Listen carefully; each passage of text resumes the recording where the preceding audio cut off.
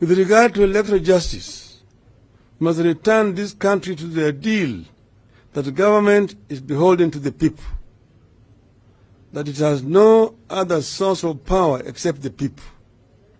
The people express their preferences through the ballot, and that the preferences made at the ballot must be respected.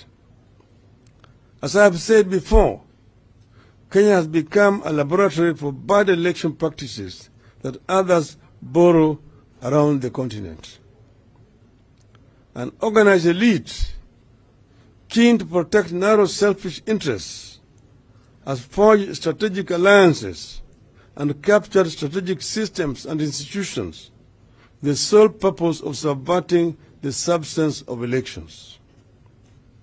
As a result, the majority is at the mercy of the minority with regard to free, fair, transparent, and credible elections.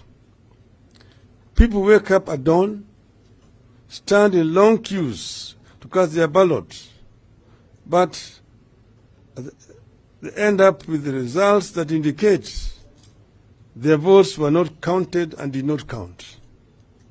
Economic and electoral justice must be seen to be intertwined. We must pursue them with the resolve, the courage, the sense of urgency, and the faith that they deserve, and we must do it now. Soon it will be too late. I'll finish those notes.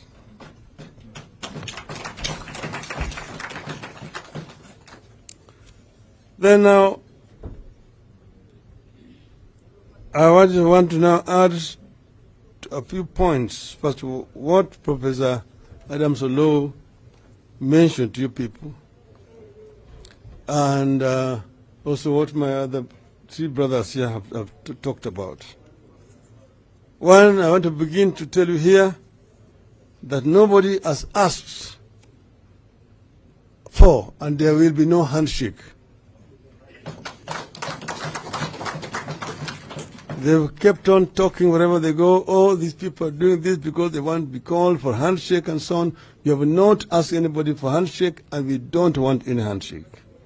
What we are talking about is we are doing this in the interest of this country. In the last elections, we negotiated with Honorable Uhuru Kenyatta, and what we agreed on was put in a memorandum of understanding, which we made public on the day of the handshake.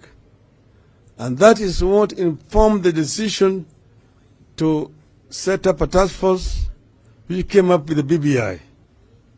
That was the basis of the handshake. We then, as the opposition, never had any position in government. We did not even appoint a CAS, not even a minister.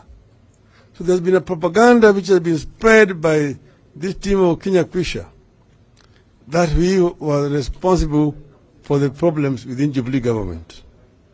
We never had a say in the Jubilee government.